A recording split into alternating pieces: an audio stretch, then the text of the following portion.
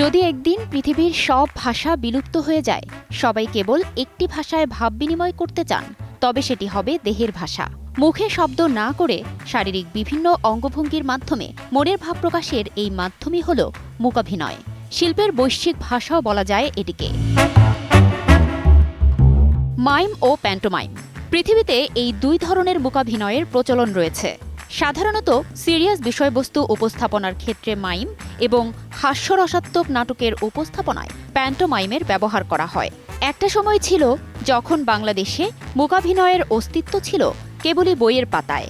স্বাধীনতা পরবর্তী সময়ে দেশে প্রথম আধুনিক মূকাভিনয় প্রদর্শিত হয়, যার সূচনা করেন মূকাভিনেতা পার্থপ্রতিম মজুমদার।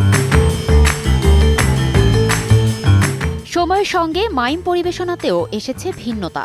সহজ ও জীবন ঘনিষ্ঠ হওয়ায় মানুষের না বলা কথা, সমাজের নানা অসঙ্গতি তুলে ধরার প্রতিচ্ছবি হয়ে উঠেছে এই মাধ্যমটি। মাইম পরিবেশনায় বাংলাদেশকে বিশ্ব দরবারে নতুন করে পরিচয় করিয়ে দিয়েছেন ঢাকা বিশ্ববিদ্যালয়ের মাইম সোসাইটির প্রতিষ্ঠাতা মূকাভিনেতা মীর লোকমান। সাম্প্রতিক বৈষম্য বিরোধী আন্দোলন সহ নানা রকম অন্যায় অবিচারের প্রতিবাদে রাজপথে সাহসী ভূমিকা রেখেছে মূকাভিনয় শিল্পীরা। এই যে বৈষম্য বিরোধী আন্দোলন, এটা আসলে 2024 সালে হুট করে হয়ে যায়নি। তার পিছনে যদি যাই 2013 সাল, 2018 সাল, সেই 2018 সালের যে আন্দোলন, সেটি তৈরি করার পিছনে যদি কয়েকজনের ভূমিকা থাকে, মানে সম্ভবত আমিও একজন। আমি এভাবে কখনো বলি না আসলে। আমি মাইমের মেকআপ নিয়ে আরও কয়েকজন একসাথে আমরা ঢাকা ইউনিভার্সিটি মাইম অ্যাকশন হয়েই তখন রাজপথে সক্রিয় ছিলাম শিল্পী হিসেবে।